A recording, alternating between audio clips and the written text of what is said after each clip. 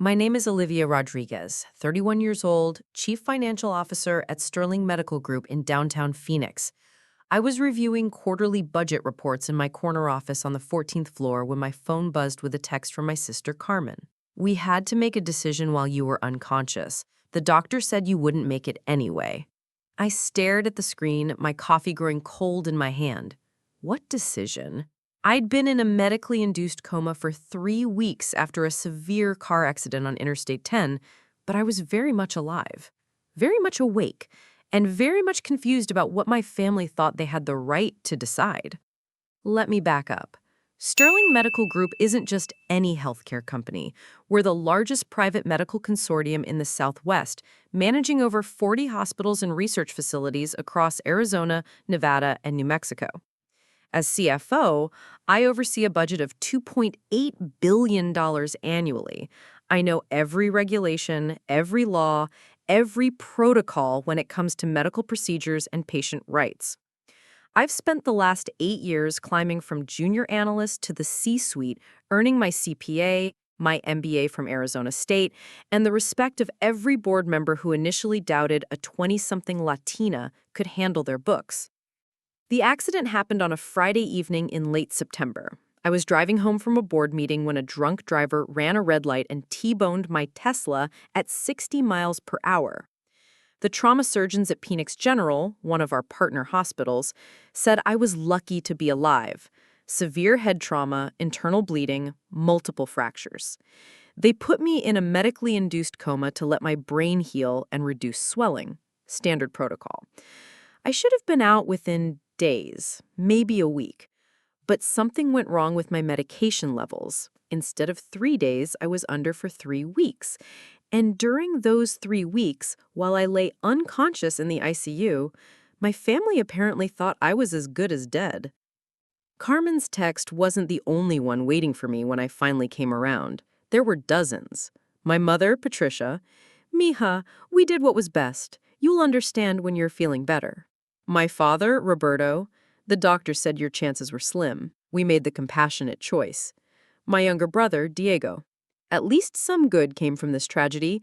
You're helping people." Helping people?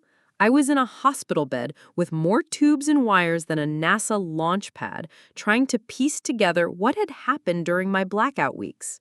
The nursing staff seemed nervous around me, avoiding eye contact, speaking in hushed tones. When I asked my assigned nurse, Janet, what procedures had been done while I was unconscious, she just muttered something about checking with the doctor and hurried out. That's when Dr. Harrison Blackwell walked in. Tall, silver-haired, the kind of doctor who wore his authority like an expensive suit. He'd been our family physician for 15 years, someone my parents trusted implicitly, someone who'd watched me grow up, who'd written my letters of recommendation for college, who'd celebrated my promotions with genuine pride. "Olivia," he said, his voice carefully measured, "I'm so glad to see you awake. You gave us quite a scare." "Dr. Blackwell, what procedures were performed while I was under? I have a right to know my medical history." Something flickered across his face. Discomfort. Guilt. "Let's focus on your recovery first. There will be time for medical records later." But I wasn't some confused patient fresh out of surgery. I was the CFO of a medical empire, and I knew evasion when I heard it. "I want my complete medical file. Today." He promised to have the records prepared, but hours passed with no documentation. When Janet returned for evening rounds, I pressed her again. This time, her composure cracked just slightly. "Miss Rodriguez," she whispered, glancing toward the door, "there are procedures that aren't typically done on patients in your condition, but your family, they said you'd expressed wishes." My blood went cold. What kind of procedures? I can't. Dr. Blackwell said not to discuss specifics until he could explain the full situation. That night, alone in my hospital room with only the steady beep of monitors for company, I began to understand that my 3-week absence from consciousness had been more than just medical recovery. It had been an opportunity. And my family, people who were supposed to protect me when I couldn't protect myself, had taken advantage of it. But here's what they didn't know about me, what they'd never understood despite all my years of success. I didn't get to the top of Sterling Medical Group by accepting convenient explanations or backing down from uncomfortable truths.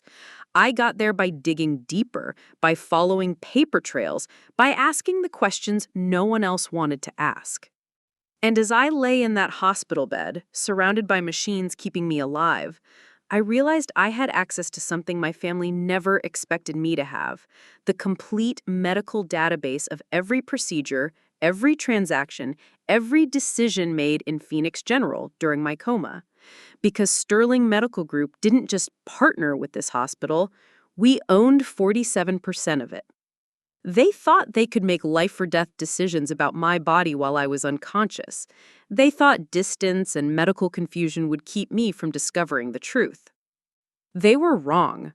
Because this wasn't just about family betrayal anymore. This was about medical fraud, potential organ trafficking, and violations of federal law that could destroy careers and send people to prison. And I was about to prove that the wrong person had woken up with all the evidence. The next morning, I waited until the hospital's shift change at 7 a.m. Night staff leaving, day staff settling in, that perfect window of chaos when no one pays attention to anything except their coffee and handoff reports. I used my Sterling Medical Group executive access card, still in my purse from the night of the accident, to log into the hospital's internal system from the bedside tablet they'd given me for entertainment. What I found made my hands shake so violently, I nearly dropped the device. My medical file showed procedures I'd never consented to, surgical interventions that had nothing to do with car accident trauma. On October 15th, while I was unconscious, they'd harvested my left kidney.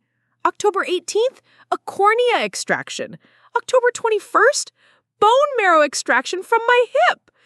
Each procedure meticulously documented, each one signed off by Dr. Blackwell, each one authorized by something called Family Medical Power of Attorney that I'd never, ever signed. But it wasn't just the procedures that made my stomach drop. It was the billing codes. As CFO, I knew every medical billing code by heart. These weren't emergency trauma procedures. These were elective organ harvesting procedures billed at premium rates to something called Phoenix Regenerative Solutions, LLC, a company I'd never heard of, but one that had paid Sterling Medical Group, my own company, over $340,000 for biological materials procurement during my 3-week coma. I stared at the screen until my eyes burned. My family hadn't just violated my body while I was unconscious. They'd turned me into a profitable medical commodity. And somehow, they'd done it through my own company's hospital network. My phone buzzed. Another text from Carmen. "How are you feeling today, sis? We're all so grateful you pulled through. We never lost faith." The hypocrisy made me physically nauseous. I kept digging through the files. The Family Medical Power of Attorney document was dated 3 days after my accident, notarized by someone named Marcus Chen at Chen & Associates Legal Services. The signature looked like mine, but I was unconscious on a ventilator when it was supposedly signed. Impossible. Then I found the real smoking gun buried in the hospital's internal correspondence, an email thread between Dr. Blackwell and my mother, Patricia. "Patricia, we need to move quickly on the procedures you discussed. Olivia's condition is stable enough for the extractions, but we have a narrow window before she regains consciousness. The buyers are paying premium rates for O-negative organs from a healthy donor her age." My mother's response was, "Harrison, you promised this would help cover her medical bills and still leave something for the family. Diego starts college next year, and Roberto's business is struggling. She would want to help if she could choose." If she could choose. They'd literally put words in my unconscious mouth to justify harvesting my organs for profit. Dr. Blackwell's follow-up email was even worse. The kidney procedure netted $180,000. The cornea brought $45,000. If we proceed with the bone marrow extraction, we're looking at another $115,000. Phoenix Regenerative has confirmed they can place all materials within 48 hours. Your family's commission is 30% of net proceeds, as discussed. Commission! My own family was working on commission while selling parts of my body. I screenshotted everything. Every email, every billing record, every surgical note. My hands were shaking so badly I could barely operate the tablet, but I captured it all. Dates, times, financial transactions. The whole conspiracy laid out in corporate emails and medical documents. Then I found the final piece that made everything clear. Phoenix Regenerative Solutions, LLC, wasn't some random biotech company. The business registration showed 3 primary shareholders: Patricia Rodriguez, 40%, Roberto Rodriguez, 35%, and Carmen Rodriguez, 25%. My own family had created a shell company to buy my organs from Sterling Medical Group's hospital network. They were literally both the sellers and the buyers, pocketing money from both ends of the transaction.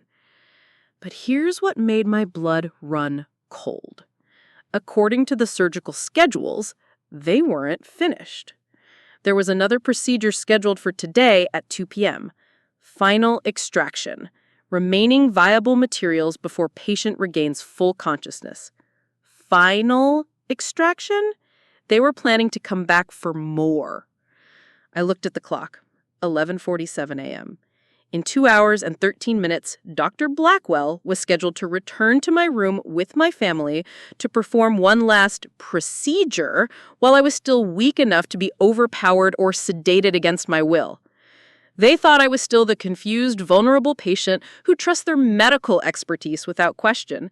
They thought I'd be too grateful to be alive to ask hard questions about what happened while I was under. They had no idea that I'd just downloaded enough evidence to destroy them all. And they definitely didn't know that in exactly 2 hours, they were going to walk into a room with someone who had been planning their downfall since dawn. This wasn't just a family betrayal anymore. This was organized crime, medical fraud, conspiracy. And I was about to show them what happens when you try to harvest organs from someone who owns the hospital's security system. The weight of what they'd stolen from me went far beyond the physical violations. As I sat in that hospital bed, scrolling through procedure after procedure, I realized they hadn't just taken my kidney, my cornea, my bone marrow. They'd taken 15 years of my life's work. Every organ they'd harvested represented a piece of the woman I'd fought to become. The kidney that had gotten me through countless 18-hour days building Sterling Medical Group from a small regional player into a Southwest powerhouse. The eyes that had spotted financial discrepancies others missed, that had read every contract, every regulation, every line item that built my reputation as the most thorough CFO in Arizona's medical industry. The bone marrow that had literally sustained me through the stress fractures of climbing corporate ladders in boardrooms full of men who questioned every decision I made. I'd been the first Latina CFO in Sterling's 40-year history. When I started as a junior financial analyst 8 years ago, fresh out of ASU with my accounting degree and $47,000 in student loans, the senior partners made it clear I was a diversity hire, someone to fill quotas and smile in promotional photos. They gave me the grunt work, auditing supply closet inventories and tracking petty cash receipts, while the real analysts handled million-dollar budget allocations. But I'd proven them wrong through sheer, relentless competence. I found $2.3 million in billing errors they'd been missing for 3 years. I restructured our medical equipment leasing program and saved the company $8.4 million annually. I identified Medicare fraud in 2 of our partner hospitals that could have cost us federal contracts worth $340 million. Every victory was earned through late nights, weekend work, and perfectionism that bordered on obsession. When they promoted me to senior financial analyst, then director of financial planning, then assistant CFO, it wasn't because they suddenly believed in me. It was because I'd made myself indispensable. I knew every regulation, every compliance requirement, every legal loophole in healthcare finance.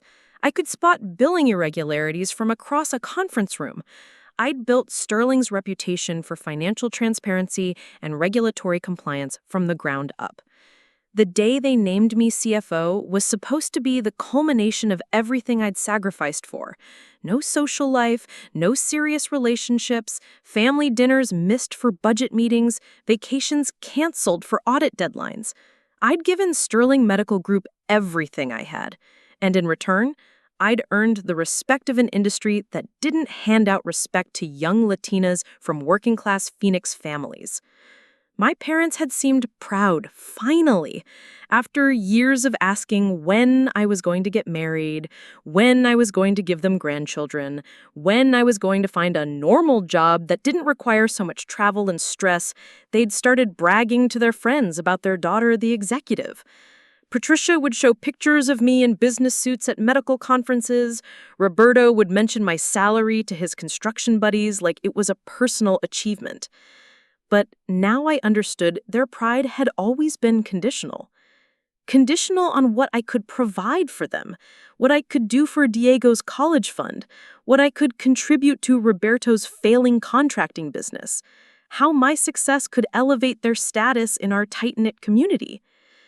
The medical records showed they'd started planning this the day after my accident. While I was fighting for my life and surgery, Patricia was already calling Dr. Blackwell to discuss options. While trauma surgeons were stabilizing my internal bleeding, Roberto was researching organ market prices online. While I was unconscious on life support, Carmen was setting up Phoenix Regenerative Solutions, LLC, with rushed paperwork and forged documents. They turned my near-death experience into a business opportunity. I found their text message thread in the phone records Sterling's security department could access. Hospital-owned devices automatically logged all communications on the network. Patricia to Carmen, Harrison says the kidney alone will cover Diego's first year at Arizona State, plus Roberto's equipment loan. If we move fast, we can get everything done before she wakes up. Carmen's response, "Are you sure she won't remember? What if there are complications?" Harrison says the medications will affect her memory. Even if she suspects something, she'll be too weak to investigate for weeks. By then, everything will be healed and documented as emergency procedures. Roberto had chimed in. My compadre Luis works organ transport for the state. He says O-negative kidneys from healthy young professionals go for $200K minimum on the private market. We're talking about enough money to solve all our problems. All their problems, not mine, theirs. The financial records painted even a clearer picture of their desperation. Roberto's construction company, Rodriguez Brothers Contracting, was $189,000 behind on equipment loans and facing bankruptcy. Patricia had been borrowing against her retirement fund to cover household expenses since Roberto's business started failing. Carmen was drowning in credit card debt from her failed attempt at opening a boutique clothing store.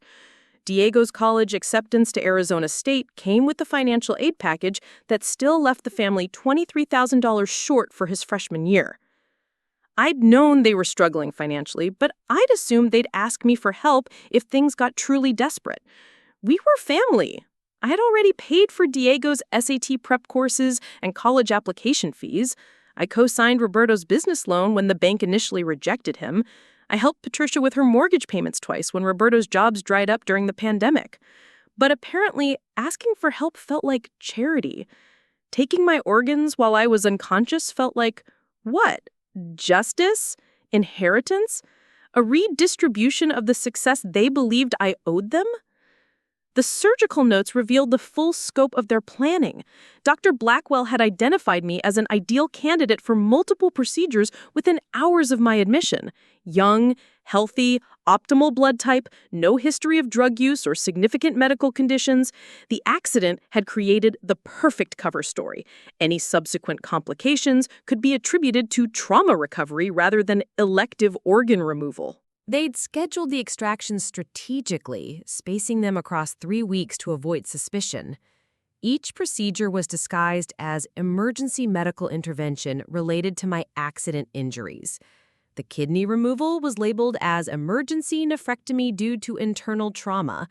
The cornea extraction was documented as medically necessary tissue removal following head injury. The bone marrow procedure was filed as therapeutic aspiration for post-traumatic blood disorder. To anyone reviewing my medical file casually, it would look like standard trauma surgery. Only someone with my level of healthcare finance expertise would recognize the billing inconsistencies and procedural irregularities that revealed the truth.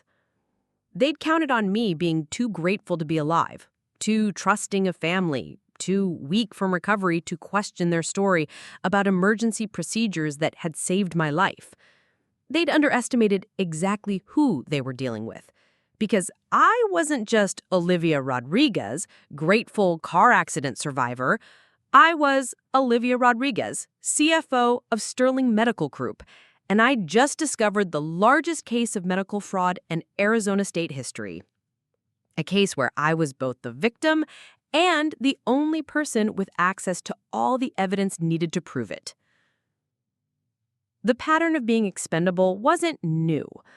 Looking back through years of family dynamics, I could see the blueprint they'd been following long before my accident gave them the ultimate opportunity to cash in on my existence. Growing up in the Rodriguez household meant understanding your place in the hierarchy. Diego was the golden child, the baby boy who could do no wrong, brilliant, charming, destined for greatness, according to Patricia's constant proclamations. Every family dinner conversation revolved around Diego's latest achievement, his college prospects, his bright future that we all needed to support and protect. Carmen was the social butterfly, the daughter who brought friends home and dated the right boys from good families. She was Patricia's mini-me, someone who shared her love of gossip, shopping, and maintaining appearances in our community. Carmen would give Patricia grandchildren someday, carry on the family traditions, stay close to home.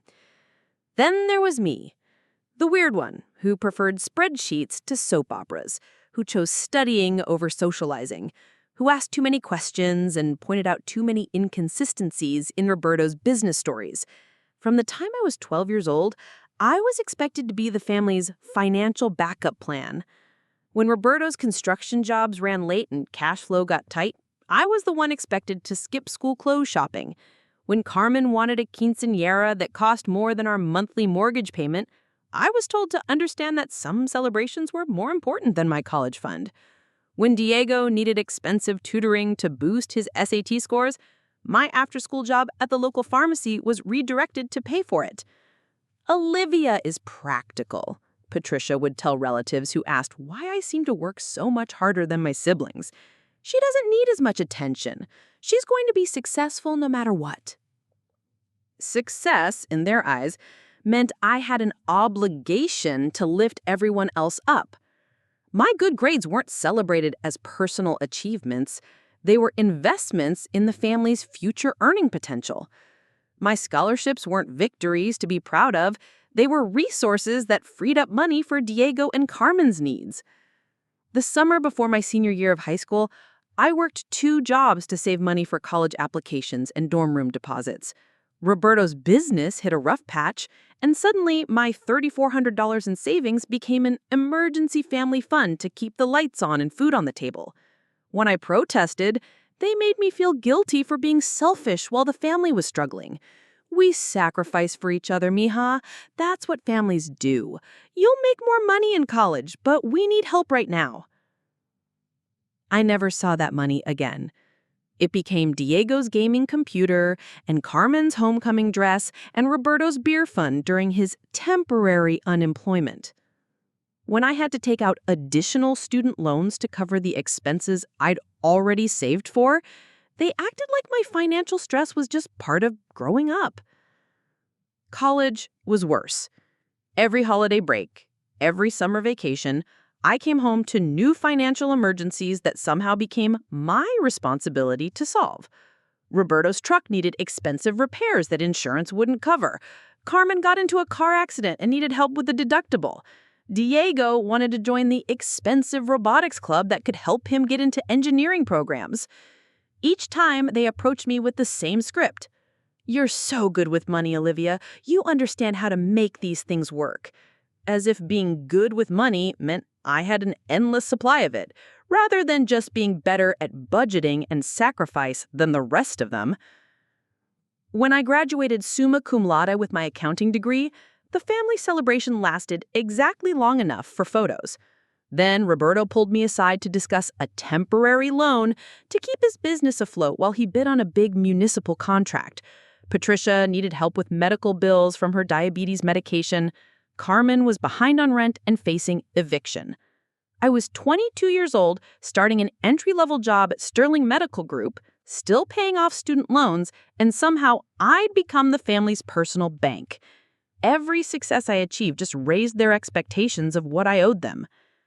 The worst part was how they framed these constant requests, never as demands or expectations, always as opportunities for me to prove I hadn't forgotten where I came from. "We know you'll do well for yourself, Olivia, but remember, family comes first. Blood is thicker than water, mija. When God blesses you, he expects you to bless others." They weaponized guilt, tradition, and religion to make every boundary I tried to set seem selfish and ungrateful. When I finally started saying no to some requests, after Roberto defaulted on 2 loans I'd co-signed and nearly destroyed my credit, they accused me of becoming too good for my own family. "Success has changed you," Patricia would say whenever I hesitated to fund their latest crisis. "You used to care about family." Carmen was particularly skilled at the emotional manipulation. She'd call crying about some emergency, then casually mention how Diego was worried about disappointing me by asking for help, or how Roberto was too proud to admit he needed his daughter's financial support again. She made me feel like saying no meant I was abandoning people who loved me. The pattern escalated after my promotion to CFO. Suddenly, their emergencies became bigger, more expensive, more frequent. Roberto wanted to expand his business and needed a $50,000 investment. Carmen decided to open a boutique and needed startup capital. Diego was accepted to Arizona State but needed help with costs that financial aid didn't cover. Each request came with elaborate explanations about how this was different, how this was an investment in family success, how this time they'd pay me back with interest. But the money always flowed in one direction, from my bank account to theirs. And the gratitude always came with expectations for more. When I tried to set boundaries, they'd remind me of everything they'd sacrificed for my education. The family dinners they'd skipped to work extra hours, the vacations they'd canceled to pay for my college expenses, the way they'd supported my obsession with numbers in business when other parents might have pushed me toward more traditional roles. They kept detailed emotional ledgers of every sacrifice they'd made, as if my success was a debt I could never fully repay. But they conveniently forgot every sacrifice I'd made for their stability. Every weekend I'd worked instead of socializing. Every relationship I'd postponed to focus on career advancement. Every luxury I'd skipped to have money available for their emergencies. By the time my accident happened, I'd given them over $180,000 across 8 years. Down payments, emergency loans, business investments, college costs, medical bills, rent deposits, car repairs. Some of it was gifts. Most of it was supposed to be temporary help that became permanent transfers of wealth from my future to their immediate needs. And apparently, even that wasn't enough. When they thought I might die, their first instinct wasn't grief or prayer. It was opportunity. How much could they extract from my body before I woke up? How could they turn my tragedy into their financial solution? Looking at the organ harvesting emails, I realized they'd been planning to bill this as one final act of family sacrifice. Olivia would have wanted to help, they'd tell people. She was always so generous with family. They probably set up a college fund for Diego in my honor and named Carmen's boutique after me. They'd already written the story of my posthumous generosity while actively working to make me posthumous. The clock on my bedside monitor read 12:47 p.m. In 1 hour and 13 minutes, Dr. Blackwell would return for what the surgical schedule euphemistically called final extraction procedures. I had exactly 73 minutes to gather enough evidence to stop them and build a case that would stand up in court. As CFO of Sterling Medical Group, I had access to systems and databases that would take law enforcement weeks to subpoena, but I had to be strategic about how I used that access. Every login was tracked, every file accessed was logged, every search query was recorded in the system's audit trail. If I was going to build an airtight case, I needed to document everything properly while covering my digital tracks. I started with the financial records. Phoenix Regenerative Solutions, LLC, had been incorporated on October 8th, 3 days after my accident, with rushed paperwork filed through an online legal service. The registered agent was listed as Marcus Chen from Chen & Associates. But a quick search revealed Chen & Associates was a virtual office service in Tempe, basically a mailbox rental that provided legal addresses for shell companies. The corporate structure was amateur hour. Patricia, Roberto, and Carmen were listed as equal partners despite my mother contributing no capital investment. Roberto was designated as CEO despite having no medical industry experience. Carmen was named CFO despite never having managed anything more complex than a boutique's petty cash drawer. They'd essentially created a fake medical supply company over a weekend using online incorporation templates. But the real smoking gun was in the financial flow. Sterling Medical Group's accounting system showed Phoenix Regenerative Solutions, LLC, had opened a business banking account on October 9th with Pinnacle Desert Bank. The initial deposit was $500, clearly the minimum required to activate the account. But over the following 3 weeks, Sterling had transferred $340,000 to Phoenix Regenerative for biological materials procurement. I dug deeper into the Sterling side of the transactions.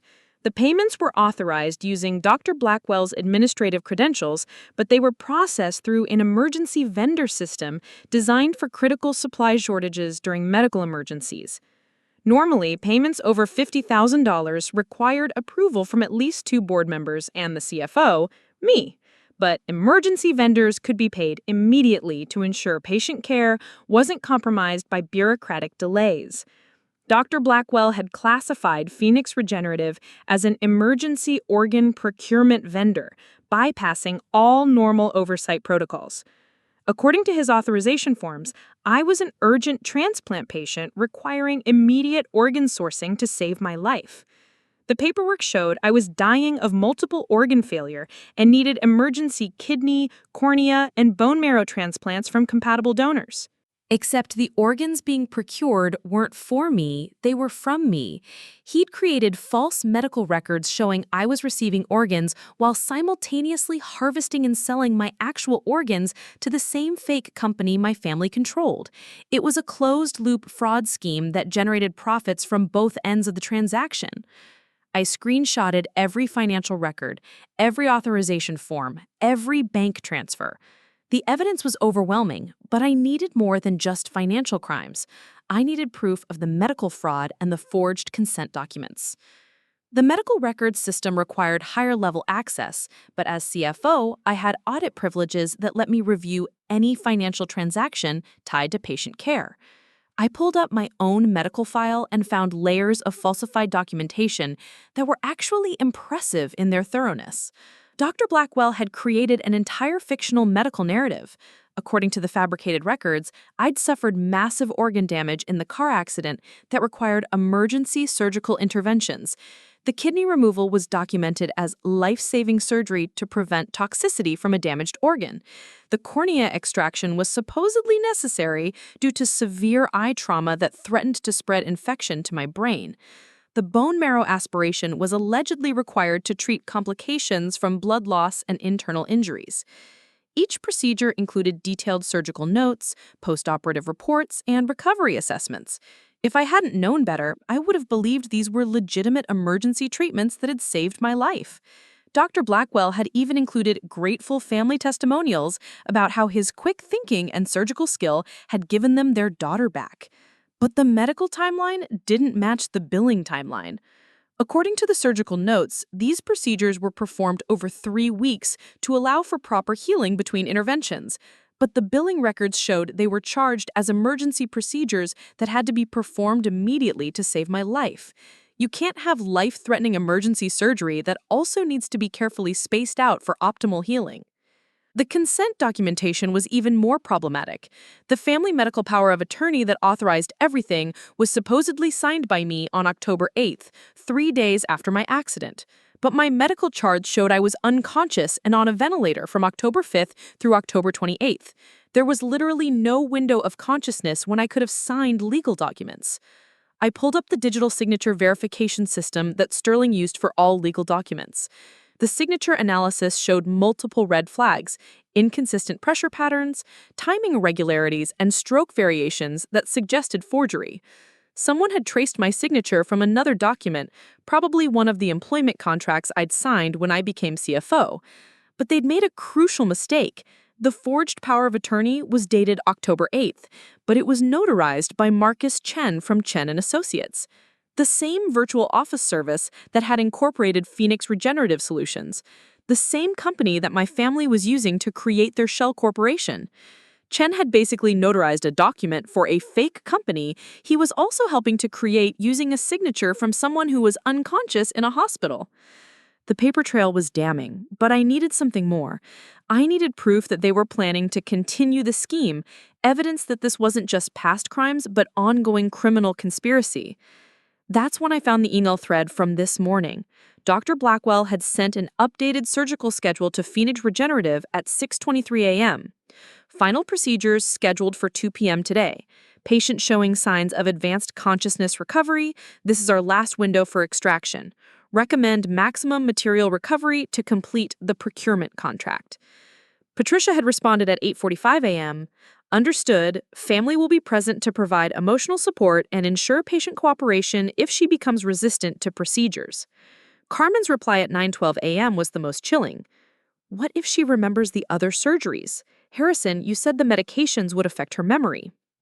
Dr. Blackwell's final message, sent at 11:30 a.m. while I was reviewing these very emails, sealed their fate. Patient memory of previous procedures is irrelevant if today's extraction is comprehensive. Phoenix Regenerative's contract calls for complete biological material recovery. After today's procedures, patient testimony will not be a concern. Complete biological material recovery. They weren't planning to take another kidney or some bone marrow. They were planning to take everything: heart, liver, lungs, whatever organs could be harvested and sold before my body gave out. They were planning to kill me at 2 p.m. and make it look like complications from my car accident injuries.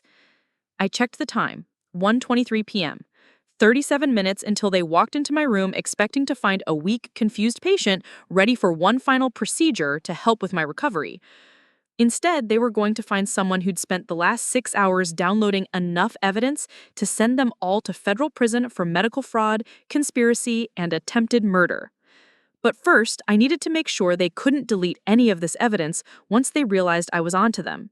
I needed to get everything off Sterling's servers and into the hands of someone who could use it to stop them. I opened my contacts and found the number I'd been hoping I'd never need to use. The deeper I dug into the conspiracy, the more horrifying it became. What I'd initially discovered as organ harvesting fraud was actually just the surface layer of a much larger criminal enterprise that had been operating under my nose for months. I started cross-referencing Phoenix Regenerative Solutions banking records with other recent transactions in Sterling Medical Group's vendor database. What I found made my blood run cold. Phoenix Regenerative wasn't a one-off shell company created specifically for my situation. It was part of a systematic organ trafficking operation that had been running through Sterling's hospital network since early summer. The financial records showed Phoenix Regenerative had received payments from Sterling totaling over $2.8 million since June. But according to our legitimate vendor records, we'd never contracted with any company by that name for organ procurement services. These payments were all flowing through Dr. Blackwell's emergency authorization system, bypassing normal oversight protocols I'd spent years implementing. I pulled up the patient files associated with each payment. The pattern was sickening. Every transaction corresponded to a patient who'd been admitted in critical condition: car accidents, construction injuries, drug overdoses, violent crimes, people who were unconscious, alone, or whose families were facing overwhelming medical bills they couldn't afford. Marcus Rivera, 28, construction worker, fell from scaffolding on June 15th, family facing $400,000 in medical bills. Phoenix Regenerative payment, $180,000 for emergency kidney procurement on June 20th. Marcus died of complications from internal injuries on June 22nd. Sarah Chen, 34, single mother, motorcycle accident, on July 3rd. No insurance, 2 young children, extended family struggling financially. Phoenix Regenerative payment, $220,000 for multiple organ procurement on July 8th. Sarah died of unexpected cardiac complications on July 10th. James Patterson, 41, overdose victim, admitted July 28th. Estranged from family, no next of kin listed. Phoenix Regenerative payment, $340,000 for comprehensive biological material recovery on August 2nd. James died of multi-organ failure related to toxic exposure on August 3rd. Patient after patient, payment after payment, death after death. All processed through Dr. Blackwell's emergency vendor system, all involving families facing financial desperation or patients with no one to advocate for them, all resulting in deaths that could be explained as complications from their original injuries. Dr. Blackwell had been systematically identifying vulnerable patients, convincing desperate families to sign organ donation consent forms, and then harvesting everything valuable before allowing the patients to die. The families got enough money to cover medical bills and funeral expenses. Phoenix Regenerative got organs to sell on the black market. Dr. Blackwell got authorization fees and kickbacks. And Sterling Medical Group unknowingly provided the perfect cover through our emergency vendor payment system. I was just the latest victim, except my situation was different. I wasn't some stranger with no connections. I was the CFO of the company being used to facilitate the crimes. I had access to financial records, audit trails, and system logs that could expose everything. Letting me wake up and potentially discover the scheme wasn't just risky, it was existentially threatening to their entire operation. That's why today's final extraction was so urgent. It wasn't just about harvesting my remaining organs, it was about eliminating the one person who could connect all the dots and prove systematic medical murder for profit. I found Dr. Blackwell's personal financial records through Sterling's employee banking integration system, a service we provided to help staff manage automatic payroll deposits and medical insurance deductions. His account showed deposits from Phoenix Regenerative totaling $420,000 since June. Not bad for a small-town family physician who was supposed to be earning $180,000 annually in salary. But the real revelation came when I cross-referenced Phoenix Regenerative's corporate structure with property records and business licenses. The company wasn't just owned by my family, it was part of a network of shell corporations all registered to the same virtual office service, all sharing overlapping ownership structures, all receiving payments from Sterling Medical Group for organ procurement services. Desert Biological Solutions, LLC, incorporated August 12th. Owners, Dr. Harrison Blackwell, 40%. Patricia Rodriguez, 30%. Roberto Rodriguez, 30%. Total Sterling payments, $890,000. Southwestern Tissue Recovery, Inc., incorporated September 3rd. Owners, Carmen Rodriguez, 50%. Dr. Harrison Blackwell, 50%. Total Sterling payments, $670,000. Phoenix Medical Materials Group, incorporated September 20th. Owners, Roberto Rodriguez, 100%. Total sterling payments, $340,000. They'd created multiple fake companies to spread out the transactions and avoid triggering audit thresholds.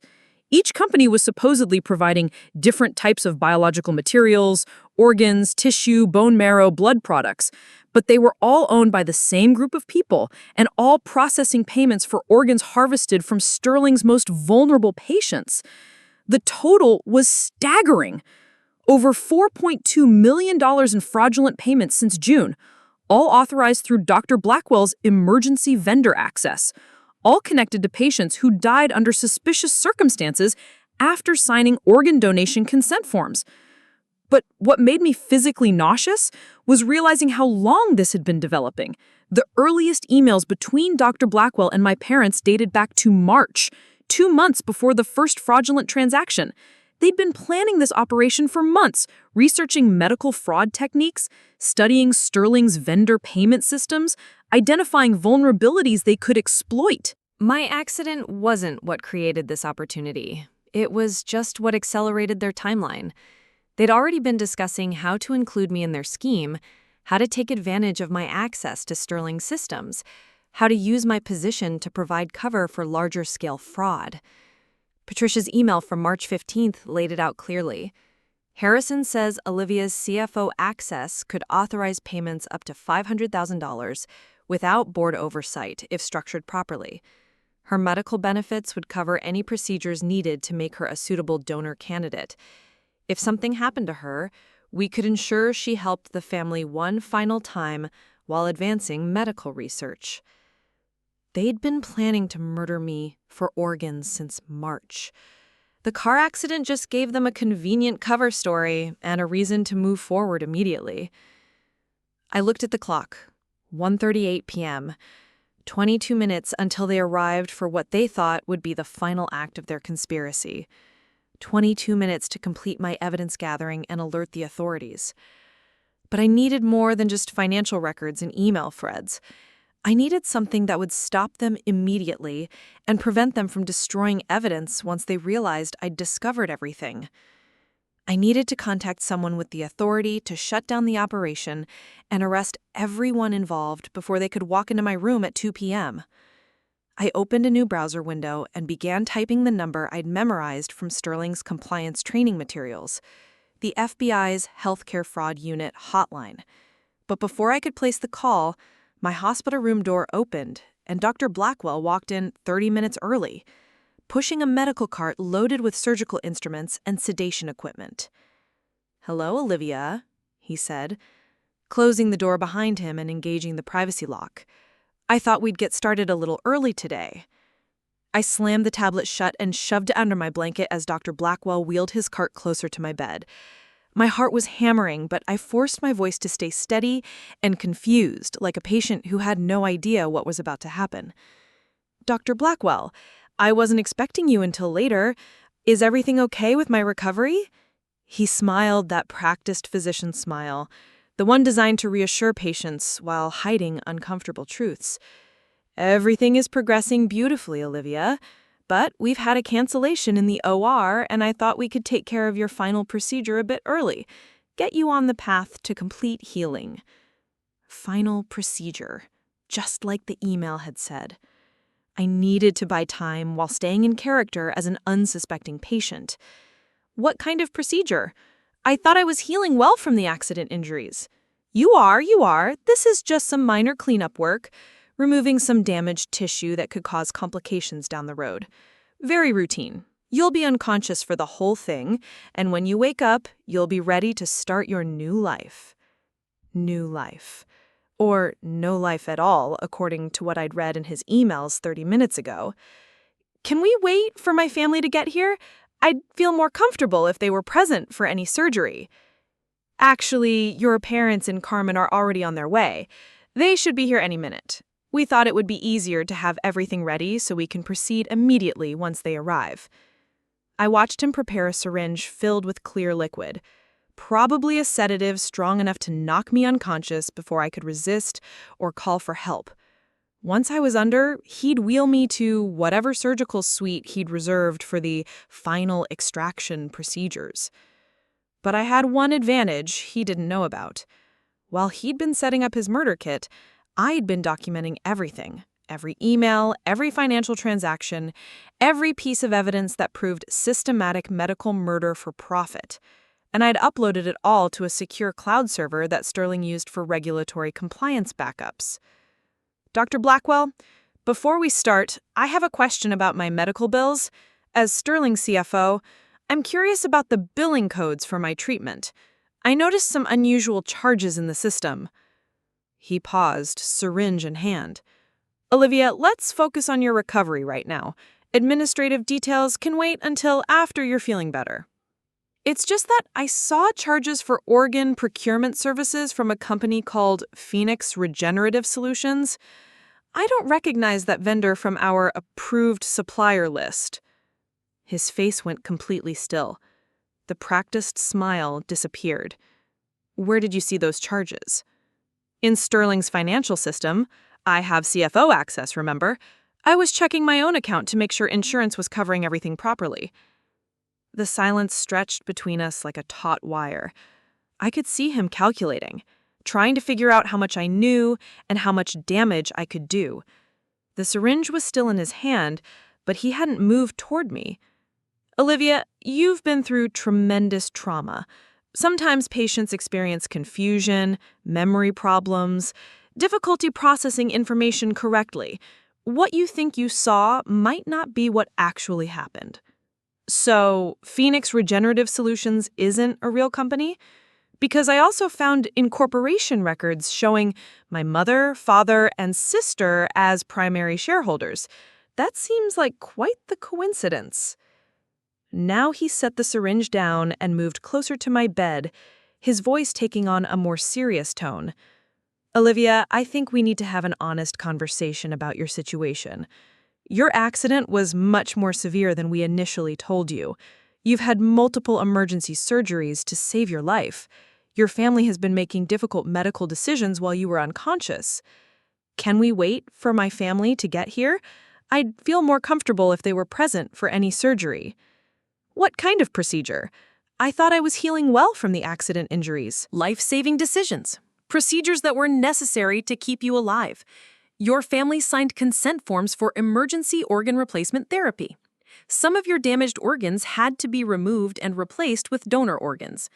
Phoenix Regenerative Solutions provided the replacement organs that saved your life. It was almost impressive how smoothly he lied. If I hadn't read his emails planning my murder, I might have believed that my family had authorized life-saving procedures rather than life-ending organ harvesting. That's interesting, Dr. Blackwell, but I reviewed the surgical notes, and they show organ removal, not organ replacement.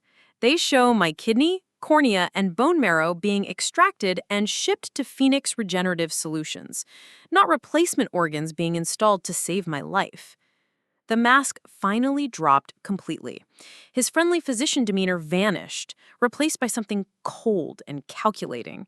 You've been very busy for someone who supposedly just woke up from a coma. I've been busy for someone who discovered her family and doctor were planning to murder her for spare parts. He reached for the syringe again, but this time his movements were quick and aggressive rather than medical and careful. Olivia, you're clearly experiencing serious psychological complications from your head trauma. You're having paranoid delusions, creating conspiracy theories that don't exist. This sedative will help calm your anxiety while we sort out your treatment plan. I don't think so. I pulled the tablet out from under my blanket and showed him the screen full of financial records and email threads. I have every email you sent to my parents planning this operation, every financial transaction, every fake medical record, every patient you've murdered since June. All of it uploaded to federal servers with automatic distribution to the FBI, the state medical board, and Sterling's board of directors if I don't check in every hour. His face went pale. That's not possible. You've been unconscious. I've been conscious for 18 hours. More than enough time to download everything and set up insurance policies. Did you really think the CFO of Sterling Medical Group wouldn't have access to audit trails and financial records? He lunged for the tablet, but I pulled it back and hit the emergency call button beside my bed. I also sent copies to David Chen at the Arizona Attorney General's office and Rebecca Martinez at the Phoenix FBI field office. They should be executing search warrants at Phoenix Regenerative Solutions and your home office right about now. The door opened, and my parents walked in with Carmen close behind them. They stopped short when they saw Dr. Blackwell standing over my bed with a syringe in his hand and me holding up a tablet showing their emails planning my murder. "Hello, family," I said, my voice steady and cold. "We need to talk." Patricia looked confused. "Mija, what's going on? Harrison said you were ready for your final procedure." "The final procedure where you harvest my remaining organs and let me die of surgical complications?" Roberto stepped forward, his voice defensive. "Olivia, you don't understand. You were dying. The doctor said you wouldn't survive without intervention. We had to make impossible choices." "I understand perfectly, Dad. I understand that you created shell companies to buy my organs from Sterling Medical Group. I understand that you've been running a medical murder operation for months. I understand that you plan to kill me today at 2 p.m. and split the profits from selling my heart, liver, and lungs." Carmen started crying. "We never wanted to hurt you. We just needed money so badly, and Harrison said you might not wake up anyway." But I did wake up, and I found everything. That's when the real security arrived. Not hospital security, but FBI agents who'd been waiting in the hallway since I'd made my call 20 minutes earlier. As they entered my room with arrest warrants, Dr. Blackwell dropped the syringe and stepped back from my bed. "Olivia Rodriguez?" Agent Sarah Collins showed her badge.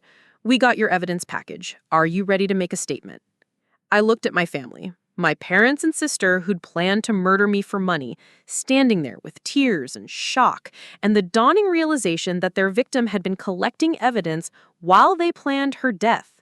"I'm ready," I said. "Let's put these people in prison." Agent Sarah Collins was exactly what you'd expect from an FBI healthcare fraud specialist. Sharp-eyed, methodical, and completely unimpressed by my family's tears and protestations of innocence. She'd brought a team of 6 agents, and within minutes of entering my hospital room, they had secured all the evidence and separated the conspirators for individual questioning. Dr. Blackwell was immediately placed in handcuffs after Agent Collins found the syringe filled with what would later be identified as a lethal dose of propanol mixed with potassium chloride, enough to stop my heart and make it look like a cardiac event related to my accident injuries. My parents and Carmen were read their Miranda rights while still standing around my hospital bed, looking like they couldn't quite process that their victim had outmaneuvered them so completely.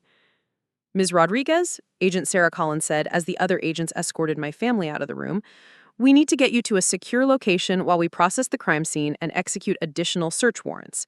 Your evidence package was comprehensive, but we'll need detailed testimony about how you discovered the conspiracy and what you observed." Within an hour, I was transferred to a private room at Phoenix General Hospital, Sterling's biggest competitor, under federal protective custody. The FBI had seized all of Sterling Medical Group's computer systems and was conducting simultaneous raids at Phoenix Regenerative Solutions, Dr. Blackwell's home and office, and my family's residences. Agent Collins set up a temporary command center in the conference room next to my new hospital room. She had 3 laptops running, file boxes stacked along the walls, and a timeline chart that grew longer and more horrifying as the day progressed. "Walk me through how you accessed Sterling's financial systems," she said, settling into a chair beside my bed with a digital recorder. "We need to establish the legal chain of custody for all this evidence." I explained my CFO access privileges, the audit trail systems I'd implemented, and exactly which databases I'd queried to uncover the fraud. Agent Collins took notes on everything, occasionally asking technical questions about Sterling's security protocols and data retention policies. "The evidence you gathered is extraordinary," she said after I'd finished the technical overview. "But we need to understand the full scope of what we're dealing with. Your family's operation appears to be much larger than we initially realized." She opened one of her laptops and showed me a spreadsheet that made my stomach drop. The FBI's preliminary investigation had identified 47 suspicious deaths at Sterling Medical Group facilities since March. 47 patients who'd been admitted with critical injuries, signed organ donation consent forms, and died of complications shortly after Phoenix Regenerative Solutions or its sister companies received payments for biological materials procurement. Marcus Rivera, the construction worker I found in the records, wasn't an isolated case, Agent Collins explained.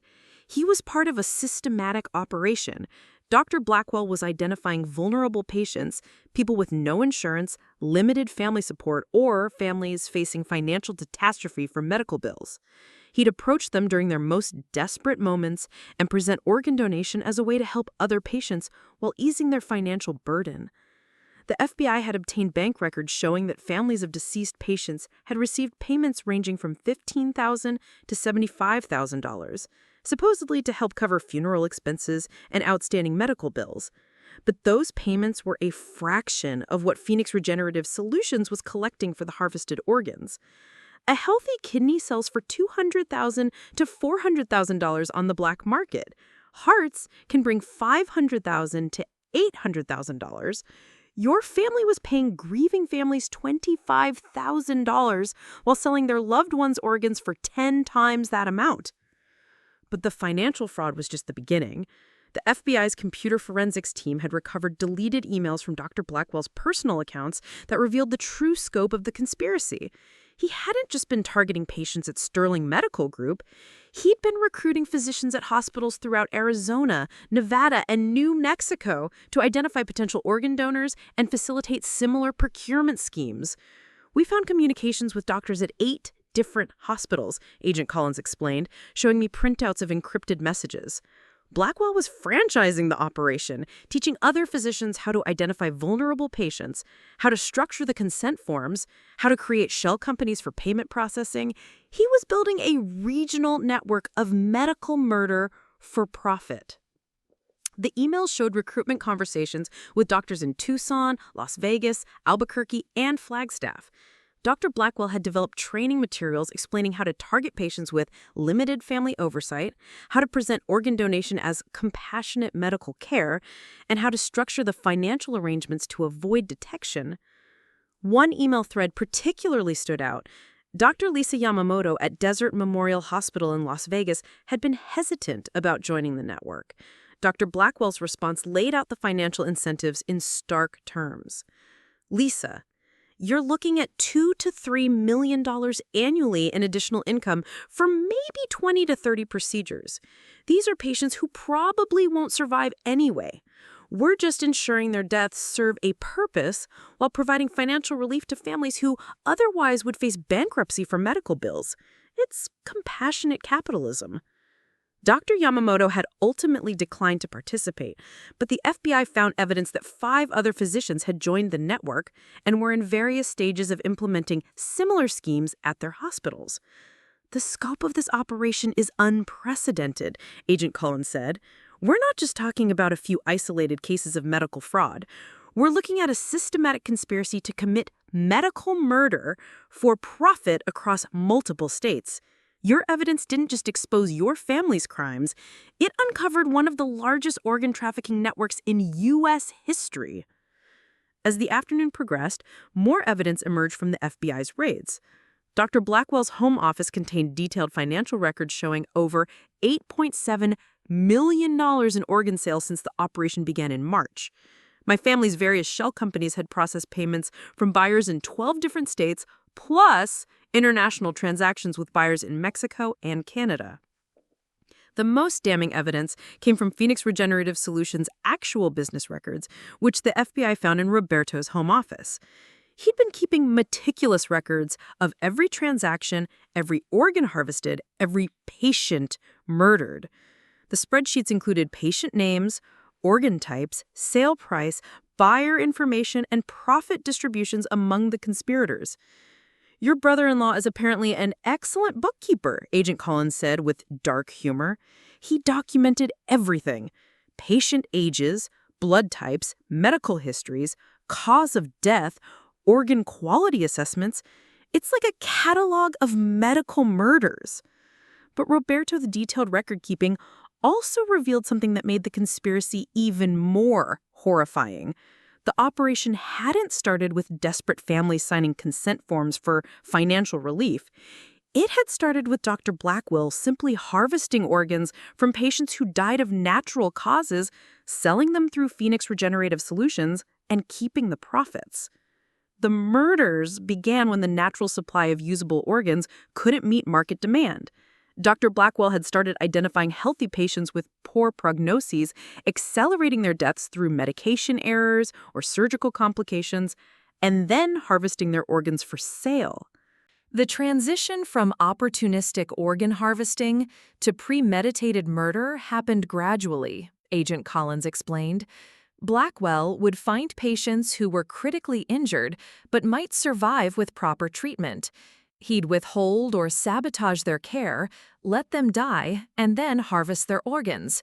When families asked questions, he'd explain that their loved one had suffered unexpected complications despite everyone's best efforts. My case was different because I wasn't supposed to die from my injuries. I was supposed to survive, which meant they needed to create a plausible medical reason for my death that wouldn't trigger investigation. The plan was to harvest my organs during what appeared to be emergency procedures to save my life, then let me die of surgical complications that could be attributed to the severity of my original accident injuries. They almost got away with it, Agent Collins said. If you hadn't woken up early and accessed Sterling's computer systems, we might never have connected the dots. Your family would have collected the insurance money, Dr. Blackwell would have processed the final payment, and your death would have been filed as a tragic but understandable outcome from severe trauma injuries. As evening approached, the FBI's investigation expanded beyond just the immediate conspirators. Sterling Medical Group's board of directors was being questioned about oversight failures that had allowed such systematic fraud to occur undetected. The state medical board was launching investigations into every physician who'd had contact with Dr. Blackwell. The IRS was reviewing tax filings for all the shell companies involved in the scheme. But the most important development came when Agent Collins received a call from the FBI field office in Las Vegas. Dr. Lisa Yamamoto, the physician who declined to join Dr. Blackwell's network, had come forward with additional evidence after seeing news reports about the arrests. Dr. Yamamoto kept copies of all Blackwell's recruitment materials, Agent Collins said after ending the call. Training manuals, financial projections, patient targeting criteria, everything. She was documenting the recruitment attempt in case she needed to report it later. Her evidence is going to help us identify and prosecute the entire network. I looked out the window at the Phoenix skyline, thinking about how many patients at those hospitals might have been murdered for their organs over the past months. How many families had been told their loved ones died of complications when they'd actually been murdered for profit? How many people do you think they killed? I asked. Agent Collins was quiet for a moment. Based on the financial records and organ sale documentation, we're looking at least 200 victims across the network, possibly more. 200 people murdered for their organs, 200 families lied to about their loved ones' deaths, 200 crimes that would have continued indefinitely if I hadn't woken up from my coma 18 hours earlier than planned. Tomorrow, we start building the case for trial. And Ms. Rodriguez, your testimony is going to put these people away for the rest of their lives. The federal courthouse in downtown Phoenix felt like a fortress when I arrived on the morning of October 15th, exactly 6 weeks after my family had tried to murder me for my organs. Agent Collins had warned me that media attention would be intense, but I wasn't prepared for the circus of news vans, reporters, and protesters that surrounded the building. As I walked up the courthouse steps in my Navy business suit, the same one I'd worn to Sterling board meetings before my accident, I could hear shouted questions from dozens of reporters. Ms. Rodriguez, how does it feel to testify against your own family? Do you think your parents deserve the death penalty? Will you ever forgive them? I kept my eyes forward and my expression neutral. Today wasn't about forgiveness or family reconciliation. Today was about justice for 200 murdered patients and ensuring that medical professionals who violated their oath to do no harm faced the full consequences of their crimes. The prosecution team, led by Assistant U.S. Attorney Michael Chen, had spent 6 weeks building what they called an airtight case of systematic medical murder for profit. The evidence I'd gathered during my 18 hours of investigation had been just the beginning. The FBI's forensic accounting team had traced every financial transaction, every forged document, every shell company payment. Computer specialists had recovered deleted emails, encrypted communications, and digital evidence that painted a comprehensive picture of the conspiracy. Judge Patricia Hendricks, a former federal prosecutor known for her no-nonsense approach to white-collar crime, had already denied bail for all defendants after reviewing the evidence of ongoing criminal enterprise and flight risk. Dr. Blackwell, my parents, and Carmen had been held in federal custody since their arrests, and their pretrial detention had clearly taken a toll. When I entered courtroom 7A, I saw them sitting at the defense table for the first time since that day in my hospital room. Dr. Blackwell looked haggard, his silver hair unkempt, his expensive suits replaced by standard orange jail uniforms. My parents appeared smaller somehow, diminished by 6 weeks of federal custody and the reality of facing life sentences for their crimes. Carmen was crying softly, just as she had been during every court appearance according to news reports. But what struck me most was how they refused to make eye contact. These people who'd raised me, who'd shared family dinners and holiday celebrations, who'd known me for 31 years, couldn't bring themselves to look at the daughter and sister they'd tried to murder for profit. "Miss Rodriguez," Judge Hendricks said as I took the witness stand, "please state your full name and occupation for the record." "Olivia Maria Rodriguez. I'm the Chief Financial Officer of Sterling Medical Group in Phoenix, Arizona." Attorney Chen approached the witness stand with a thick folder of evidence. "Ms. Rodriguez, on October 5th of this year, you were involved in a serious automobile accident. Can you tell the court what happened next?" I recounted the accident, my medically induced coma, and waking up on October 28th to discover that my family had been systematically harvesting my organs while I was unconscious. The courtroom was completely silent as I described finding the surgical records, the billing documents, and the email communications planning my murder. "When you discovered these records, what was your initial reaction?" "Shock, then anger, then fear. The evidence showed they were planning additional procedures for that afternoon that would have resulted in my death. I realized I had hours, not days, to gather evidence and alert authorities." Chen handed me printouts of the emails I'd found. "Can you identify these documents?" I read aloud the most damning messages. My mother discussing my organ market value, Dr. Blackwell planning the final extraction procedures, Carmen asking about my memory of previous surgeries. The jury listened with visible horror as I detailed how my own family had calculated the profit margins of selling my body parts. "Ms. Rodriguez, you mentioned that you used your position as CFO to access Sterling Medical Group's financial systems. Can you explain what you found?" This was the crucial part of my testimony. I walked the jury through the financial evidence, the shell companies, the fraudulent vendor payments, and the systematic billing fraud that had enabled months of medical murders. I explained how Dr. Blackwell had exploited Sterling's emergency vendor system to process payments for organs harvested from vulnerable patients. The financial records showed over $8.7 million in organ sales since March, I testified, but the families of victims received only small payments, typically $15,000 to $75,000, supposedly to help with funeral expenses. The defendants were keeping 80 to 90% of the profits, while telling grieving families they were helping other patients through organ donation. Attorney Chen displayed a PowerPoint presentation showing the financial flow, from murdered patients to Phoenix Regenerative Solutions to black market organ buyers across multiple states and countries. The numbers were staggering. Hundreds of transactions, millions of dollars, 200 confirmed victims. "Ms. Rodriguez, did your family ever ask you for financial help before resorting to organ trafficking?" "Frequently. Over 8 years, I'd given them approximately $180,000 for various emergencies and business investments. but the amounts they were making from organ sales were far beyond anything I could have provided through legitimate means. Defense attorney Sarah Martinez, representing my parents, tried to paint me as a cold, calculating family member who'd abandoned relatives in their time of need. Ms. Rodriguez, isn't it true that you rarely visited your family, missed important celebrations, and prioritized your career over family relationships? I was serving as CFO of a $2.8 billion medical organization. That required significant time and travel commitments. But I maintained regular contact with my family and provided substantial financial support when they asked for help. But you refused to help fund your brother Diego's college education?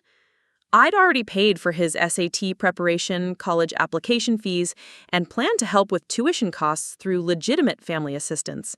I wasn't aware that my family was considering murdering me to pay for his education. The courtroom erupted in murmurs before Judge Hendricks restored order. Carmen's attorney, David Torres, attempted to portray Carmen as a naive participant who'd been manipulated by older, more sophisticated conspirators. Ms. Rodriguez, your sister Carmen was only 26 years old when these events occurred. Do you believe she fully understood the criminal nature of what was happening? I looked directly at Carmen for the first time since entering the courtroom. She was still crying, still playing the innocent victim role she'd perfected over the years. Carmen was a co-owner of Phoenix Regenerative Solutions and actively participated in creating shell companies to launder money from organ sales. She sent emails discussing the financial arrangements and asking about covering up evidence of the surgeries. She was also present during the planning discussions about my final extraction procedures. Her age doesn't excuse her active participation in conspiracy to commit murder. Dr. Blackwell's attorney, James Sullivan, focused on medical testimony, trying to argue that the procedures performed on me were legitimate emergency treatments that had saved my life. Mr. Sullivan, you reviewed detailed surgical notes, billing records, and email communications planning my murder. Dr. Blackwell explicitly stated in writing that the procedures were organ extractions for sale to Phoenix Regenerative Solutions. He also discussed plans to harvest my heart, liver, and lungs in a final surgery that would result in my death. There's no medical interpretation that makes systematic organ harvesting and planned murder into life-saving treatment. The cross-examination continued for hours, with each defense attorney trying to find weaknesses in my testimony or alternative explanations for the overwhelming evidence. But the financial records, medical documents, and email communications I'd gathered painted an undeniable picture of systematic medical murder for profit. When Attorney Chen returned for redirect examination, he asked the question that cut to the heart of the case. Ms. Rodriguez, if you hadn't woken up early from your coma and accessed Sterling's computer systems, what do you believe would have happened? I looked at the jury, then at my family sitting at the defense table, and then back at the prosecutor. Based on the surgical schedule and email communications, I would have been murdered on October 28th at 2 p.m. My organs would have been harvested and sold for approximately $500,000. My family would have collected the proceeds and told people I died of complications from my car accident injuries. The organ trafficking operation would have continued, and hundreds more patients would have been murdered for their organs. The courtroom was dead silent. Even Carmen had stopped crying. Thank you, Ms. Rodriguez. No further questions. As I stepped down from the witness stand, I felt a weight lifting that I'd been carrying since the day I discovered my family's betrayal. The evidence was presented. The truth was exposed. Now it was up to the jury to deliver justice for me and for the 200 other victims who couldn't speak for themselves. The prosecution's case unfolded over the next 3 days like a methodical demolition of every defense argument and excuse the conspirators had prepared. Attorney Chen didn't just present evidence, he systematically destroyed any possibility that this had been anything other than premeditated medical murder for profit. Dr. Lisa Yamamoto took the stand on day 2, her testimony providing crucial insight into how Dr. Blackwell had recruited physicians across the Southwest. She'd brought copies of training materials that detailed patient targeting strategies, organ procurement techniques, and methods for avoiding detection by hospital administrators and regulatory agencies. Dr. Blackwell presented this as a humanitarian service, Dr. Yamamoto testified, holding up a recruitment brochure titled Compassionate End-of-Life Resource Recovery. He said we'd be helping families facing financial catastrophe while ensuring that patients who were going to die anyway could contribute to saving other lives. But when I read the materials more carefully, I realized he was describing systematic patient murder. The training manual was chilling in its clinical precision. It included patient assessment criteria for identifying ideal organ donor candidates, young adults with minimal family oversight, patients with poor insurance coverage facing overwhelming medical bills, individuals with substance abuse histories whose deaths wouldn't trigger extensive investigation. The manual even provided scripts for approaching grieving families and presenting organ donation as a way to find meaning in tragedy while easing financial burdens. Attorney Chen displayed pages from the manual on courtroom monitors. Target patients should be critically injured but not immediately terminal. Ideally, candidates will have 96 hours of medical stability that can be managed to allow for optimal organ preservation. Family financial desperation is the primary indicator for successful consent acquisition. Dr. Yamamoto's voice was steady but horrified as she read directly from Dr. Blackwell's recruitment materials. Remember, these patients will likely die from their injuries regardless of intervention. We're simply ensuring their deaths serve a greater purpose while providing financial relief to families who would otherwise face bankruptcy from medical expenses. But the most damning evidence came from FBI forensic accountant Rebecca Torres, who'd spent 6 weeks tracing every financial transaction through the conspiracy's network of shell companies. Her testimony revealed the staggering scope of the operation and the sophisticated money laundering scheme the defendants had created. The conspiracy generated approximately $12.3 million in gross revenue between March and October, Torres testified, presenting charts that showed money flowing through dozens of fake companies across multiple states. The core conspirators netted approximately $8.7 million in profit from 200 confirmed organ sales. Torres had identified buyers in 12 states plus international transactions with medical facilities in Mexico, Canada, and Costa Rica. The organ trafficking network wasn't just regional, it was international, with Dr. Blackwell coordinating sales to private medical facilities that catered to wealthy patients needing transplants without the lengthy waiting periods required by legitimate organ donation systems. A healthy kidney that Phoenix Regenerative Solutions acquired for $25,000 in family payments was typically sold for $300,000 to $450,000. Hearts brought $500,000 to $800,000. Livers ranged from $400,000 to $600,000. The markup was extraordinary because they were providing fresh, healthy organs from young donors with detailed medical histories. The financial evidence also revealed how the conspiracy had planned to expand.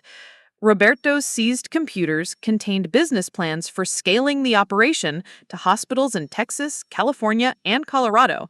They'd been developing partnerships with morgue operators, funeral home directors, and medical transport companies to create a comprehensive organ harvesting and distribution network across the western United States.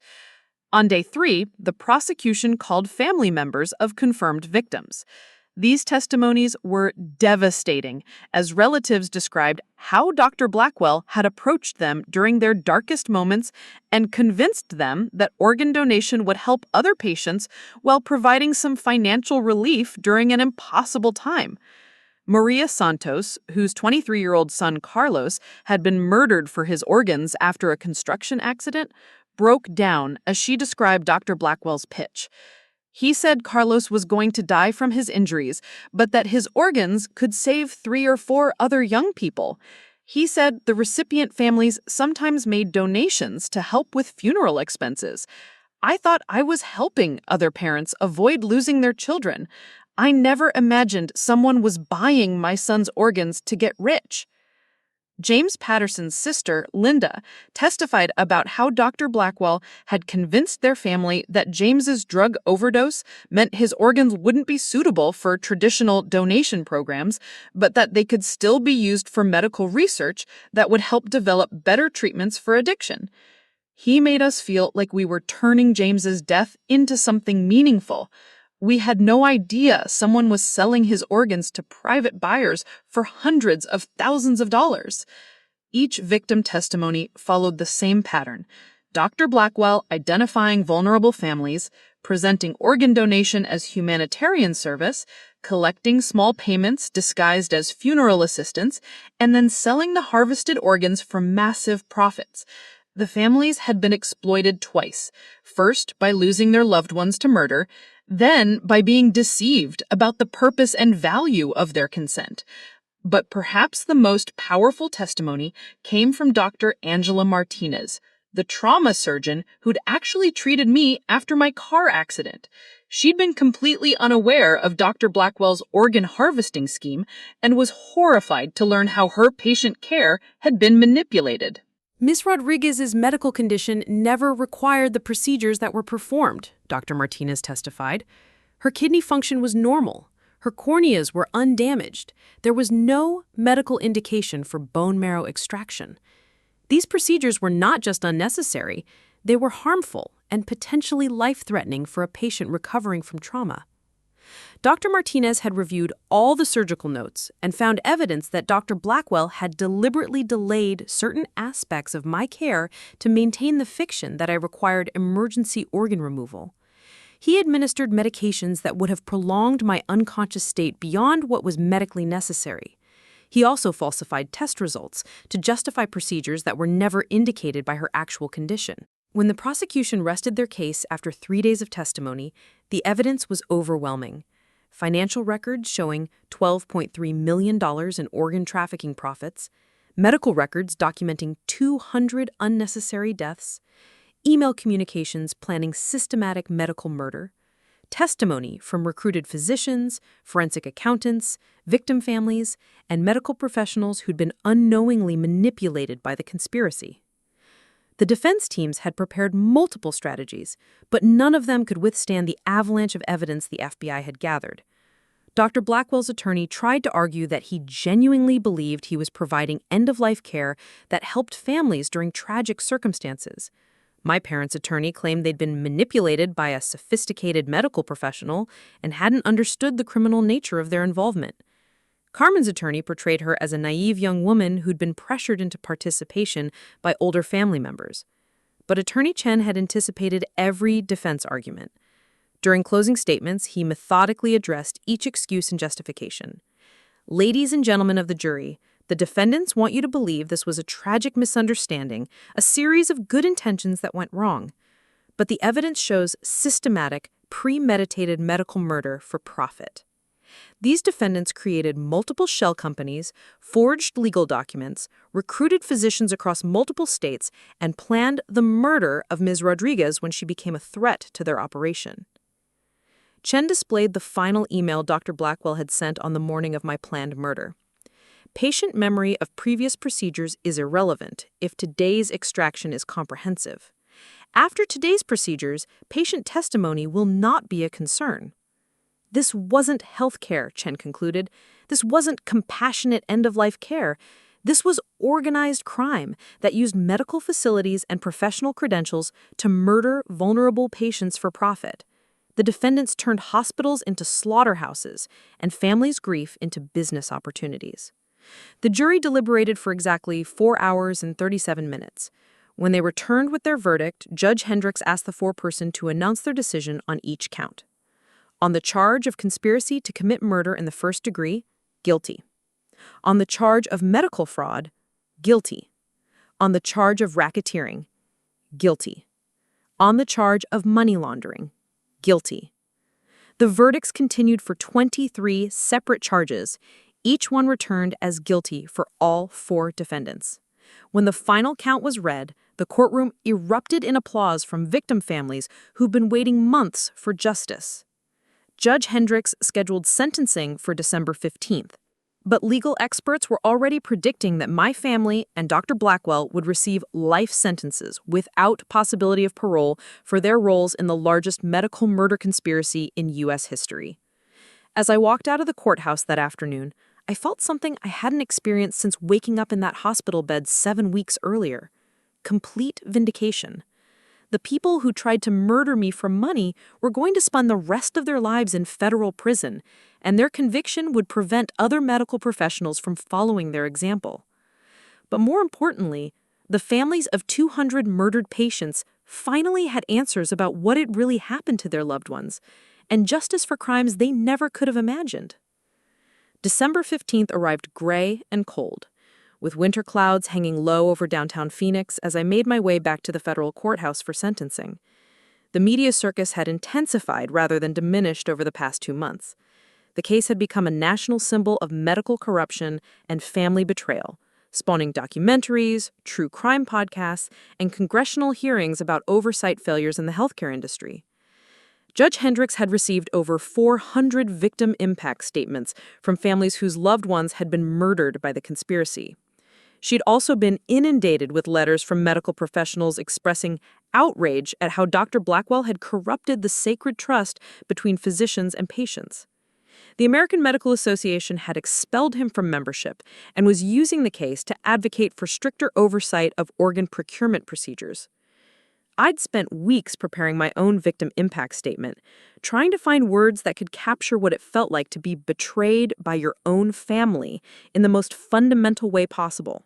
How do you explain the psychological damage of discovering that the people who raised you were willing to murder you for profit? How do you describe the violation of waking up to find that your own body had been treated as a commodity to be harvested and sold? The courtroom was packed with victim families, medical professionals, and media representatives. Agent Collins had saved me a seat in the front row, directly behind the prosecution table. As I sat down, I could see my family at the defense table, still refusing to make eye contact with me after all these months. Carmen looked thin and fragile in her orange jumpsuit, her hair grown out and unkempt from months in federal custody. Roberto appeared to have aged a decade since his arrest, his shoulders stooped and his face gaunt. Patricia sat rigidly upright, maintaining the stubborn dignity she'd always worn like armor against any criticism or accountability. Dr. Blackwell looked like a broken man. The confident physician who'd walked into my hospital room planning to murder me had been replaced by someone hollow-eyed and defeated. Federal custody had stripped away all his professional authority and social status, leaving him looking like what he'd always been underneath the medical credentials, a sociopathic killer who'd exploited the trust of vulnerable patients. Judge Hendricks entered at exactly 9 a.m., her expression grim and determined. She'd reviewed every piece of evidence, every victim statement, every legal precedent for this type of systematic medical murder. Her sentencing guidelines allowed for life imprisonment without parole, and legal experts expected her to impose the maximum penalties allowed by law. Before I pronounce sentence, Judge Hendricks began, I want to address the unprecedented nature of these crimes. In 40 years on the bench, I have never encountered a conspiracy that so thoroughly violated the fundamental principles of medical ethics, family loyalty, and human decency. The defendants systematically murdered vulnerable patients for profit, exploited grieving families' trust, and corrupted medical institutions designed to heal and protect. She paused, looking directly at each defendant. Dr. Harrison Blackwell, you took an oath to do no harm. Instead, you created a systematic program of medical murder that killed at least 200 patients. You exploited families during their most vulnerable moments and turned hospitals into commercial slaughterhouses. Your crimes represent the complete antithesis of everything the medical profession is supposed to represent. Dr. Blackwell's attorney had prepared a statement expressing remorse and asking for mercy, but Judge Hendricks cut him off. "Mr. Sullivan, your client showed no mercy to 200 victims. He planned their murders, harvested their organs, and profited from their deaths. This court will show him the same mercy he showed his patients." She turned to my family. "Patricia, Roberto, and Carmen Rodriguez, you committed the ultimate betrayal of family bonds. You planned to murder your own daughter and sister for money. You created shell companies to profit from her death and the deaths of 200 other victims. You exploited every relationship, every family gathering, every expression of love and support as opportunities to plan criminal enterprises." Judge Hendricks had clearly spent significant time crafting her sentencing statement. She referenced legal precedents, medical ethics standards, and the broader social implications of allowing such crimes to go unpunished. But her words carried emotional weight that went beyond legal technicalities. The evidence shows that this conspiracy was expanding. The defendants were recruiting physicians across multiple states, developing international organ trafficking networks, and planning to scale their operations to murder thousands of additional patients. Their arrest prevented what could have become the largest medical genocide in American history. When she called for victim impact statements, the testimony was devastating. Maria Santos, whose son Carlos had been murdered for his organs, spoke directly to Dr. Blackwell. "You looked me in the eye and promised that my son's death would help save other children. You made me believe his organs were going to families like mine, parents who were desperate to save their own children. Instead, you sold his organs to rich people who could afford to skip transplant waiting lists. You didn't just kill my son, you made me complicit in his murder." Linda Patterson addressed my family. "You people sat in this courtroom crying and pretending to be victims, but you murdered my brother for money. You created companies specifically to buy and sell human organs like they were car parts. You planned these crimes while sitting around family dinner tables, probably laughing about how clever you were." When my turn came, I approached the podium with the statement I'd been writing and rewriting for weeks. But standing there, looking at the people who'd raised me and tried to murder me, I set aside my prepared remarks and spoke from my heart. "Your Honor, Patricia and Roberto Rodriguez taught me about family loyalty, about standing by each other through difficult times, about the sacred bonds that connect parents and children.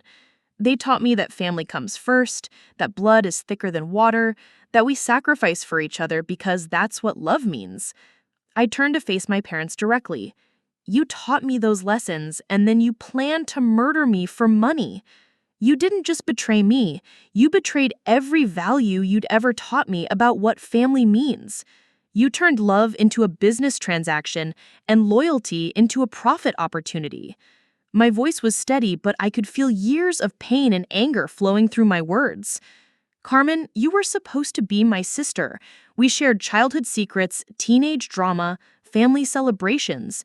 You knew every dream I'd ever had, every fear that kept me up at night, and you participated in planning my murder so you could buy a boutique with the money from selling my organs." I looked at Dr. Blackwell. "You violated the trust of 200 patients and their families. You corrupted the medical profession and turned hospitals into crime scenes. But what you did to me was even worse. You made my own family into accomplices in planning my murder." When I finished, Judge Hendricks nodded solemnly and moved to sentencing. The penalties were swift and decisive. "Dr. Harrison Blackwell, you are sentenced to life imprisonment without possibility of parole on each count of first-degree murder, to be served concurrently. You are also sentenced to 25 years each on charges of racketeering, medical fraud, and money laundering, to be served consecutively. You will spend the remainder of your natural life in federal prison. Patricia Rodriguez, you are sentenced to life imprisonment without possibility of parole for conspiracy to commit murder and racketeering. You will die in federal prison. Roberto Rodriguez, you are sentenced to life imprisonment without possibility of parole for conspiracy to commit murder and racketeering. You will die in federal prison." Carmen Rodriguez, Considering your age and secondary role in the conspiracy, you are sentenced to 75 years in federal prison without possibility of parole.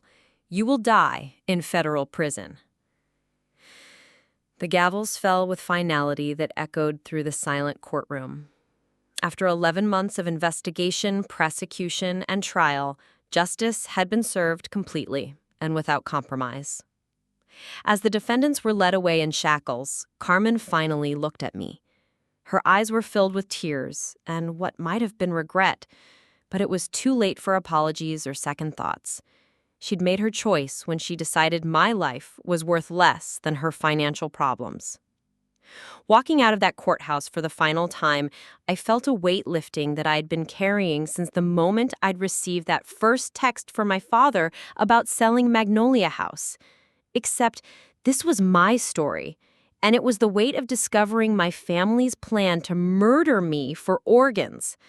The people who'd betrayed me were gone forever, and I could finally begin building a life free from their manipulation and exploitation. But more importantly, 200 families finally had justice for their murdered loved ones, and the medical community had received a clear message that such violations of trust would be met with the full force of the law. 6 months after the sentencing, I stood in the lobby of the newly opened Rodriguez Center for Medical Ethics and Patient Advocacy, watching families walk through doors that had once seemed impossible to imagine. The building, a converted medical facility in downtown Phoenix, hummed with activity as patient advocates, medical ethicists, and family counselors worked to ensure that what had happened to me and 200 other victims would never happen again. The center wasn't just symbolic. It was operational. Funded by the $8.7 million in recovered assets from the organ trafficking conspiracy, plus matching grants from medical organizations across the country who wanted to support genuine healthcare reform. Every dollar that my family and Dr. Blackwell had stolen from murdered patients was now being used to protect future patients from similar exploitation. "Ms. Rodriguez," called Dr. Jennifer Walsh, the center's director of medical ethics, as she approached with a stack of files. "The morning training session is about to begin. Are you ready to address the new advocates?" I nodded, straightening my jacket and checking my notes one final time. Today's session was training 20 new patient advocates, nurses, social workers, and medical professionals who would be embedded in hospitals across Arizona to monitor vulnerable patients and ensure their rights were protected during critical medical decisions. The training room was full of people who'd volunteered to dedicate their careers to preventing medical exploitation. Some were motivated by the horrific details of my family's crimes that had been covered extensively in the media. Others had personal experiences with medical professionals who'd taken advantage of desperate families during health crises. "Good morning," I began, looking out at faces that reflected determination and genuine compassion. 6 months ago, I woke up from a medically induced coma to discover that my own family had been systematically harvesting my organs while I was unconscious. They'd planned to murder me that afternoon and sell my remaining organs for approximately $500,000. The room was completely silent, even though most of them knew the basic facts of my case. Hearing it directly from me, in my own words, made it real in a way that news reports and documentaries couldn't capture. But my story isn't just about family betrayal or medical fraud. It's about systematic failures in healthcare oversight that allowed 200 patients to be murdered for profit over 8 months. It's about vulnerable families being exploited during their darkest moments. And it's about how we can build systems to ensure this never happens again. I explained how the Rodriguez Center's patient advocacy program worked. Advocates would be assigned to monitor patients who met certain risk criteria: those without strong family support systems, patients facing overwhelming medical bills, individuals whose families were under financial stress, and anyone whose medical treatment involved potential organ donation decisions. Your role isn't to interfere with legitimate medical care. I emphasized. It's to ensure that patients and families have independent support when making critical decisions. You'll be their voice when they're unconscious, their advocate when they're confused, and their protection when they're vulnerable. The program had already prevented 3 potential cases of medical exploitation in its first month of operation. Advocates had identified situations where physicians were pressuring families to make hasty organ donation decisions, where medical bills were being used to coerce consent for unnecessary procedures, and where patients' rights were being violated during end-of-life care. After the training session, I walked through the center's other departments. The Medical Ethics Review Board was investigating suspicious deaths at hospitals throughout the Southwest, looking for patterns that might indicate systematic patient exploitation. The Family Support Services Department was providing counseling and financial assistance to families who'd been victimized by medical fraud schemes.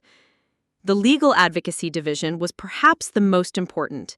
They were working with law enforcement agencies to identify and prosecute medical professionals who violated patient trust. They'd already referred 12 cases to federal investigators and were working with the Arizona Attorney General's office to strengthen laws protecting vulnerable patients. But the center's most powerful tool was education.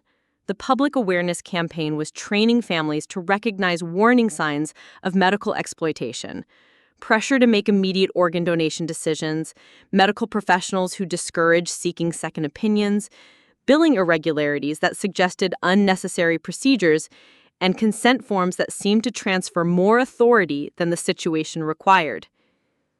We've reached over 200,000 people through our educational programs, reported Sarah Kim, the center's outreach coordinator. Hospital visits, community presentations, online resources, and partnerships with patient advocacy organizations across the country. The response has been overwhelming. The center had also become a resource for medical professionals who wanted to report suspicious behavior by colleagues. The anonymous reporting system had received over 400 tips in 6 months, leading to investigations of medical professionals in 12 states. Dr. Lisa Yamamoto, the physician who'd refused to join Dr. Blackwell's network and provided crucial testimony during the trial, had joined the center as Director of Physician Ethics. She was developing training programs to help medical professionals recognize and report colleague behavior that violated patient trust. The medical community is eager to address these issues, Dr. Yamamoto explained as we reviewed new physician education materials. Most doctors are horrified by what Blackwell did, and they want tools to prevent similar corruption. We're creating a culture where patient exploitation is immediately recognized and reported. The center had also attracted national attention from medical organizations, government agencies, and international healthcare reform advocates. Congressional hearings had cited our work when drafting new legislation to strengthen oversight of organ procurement procedures. The World Health Organization had requested consultation on developing global standards for medical ethics enforcement. But perhaps the most meaningful impact was personal. I received letters daily from families who'd been helped by the center's advocates, from medical professionals who'd been trained to recognize patient exploitation, and from individuals who felt empowered to advocate for themselves during medical crises. Maria Santos, whose son Carlos had been murdered for his organs, had become one of our most effective family counselors. Helping other families avoid what we went through gives Carlos's death meaning beyond the tragedy, she told me during a staff meeting. We can't bring back the people we lost, but we can protect future patients from the same crimes. As evening approached, I stood in my office looking out at the Phoenix skyline, thinking about how drastically my life had changed since that morning when I'd woken up to discover my family's betrayal. The Rodriguez Center represented something I'd never expected to build, a legacy of protection rather than profit, healing rather than harm, advocacy rather than exploitation. My phone buzzed with a text from Agent Collins. New case in Denver, hospital suspicious deaths, could use center's consultation. The work was expanding beyond Arizona, beyond what we'd originally imagined possible. I looked at the framed photo on my desk, not of family, but of the center staff and volunteer advocates. These were my people now, united not by blood or tradition, but by shared commitment to protecting vulnerable patients and ensuring that medical professionals honored their oath to do no harm. The organ trafficking conspiracy had taken my family, my sense of trust, and nearly my life. But it had also given me something unexpected, the opportunity to build something meaningful from the worst betrayal imaginable. Every patient protected by our advocates, every family educated about their rights, every medical professional trained to recognize exploitation was a victory against the forces that had nearly destroyed me. If you've ever been betrayed by people you trusted completely, you know the temptation to retreat from human connections entirely.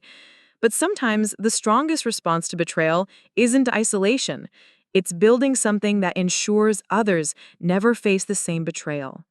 The Rodriguez Center for Medical Ethics and Patient Advocacy wasn't just my redemption. It was proof that even the worst human cruelty can be transformed into a force for protection and healing. And every day, as I watched advocates protecting vulnerable patients and families learning to protect themselves, I knew that the people who'd tried to murder me had ultimately created something far more powerful than they'd ever destroyed. Up next, you've got 2 more standout stories right on your screen. If this one hits the mark, you won't want to pass these up. Just click and check them out. And don't forget to like, subscribe, and turn on the notification bell so you don't miss any upload from us.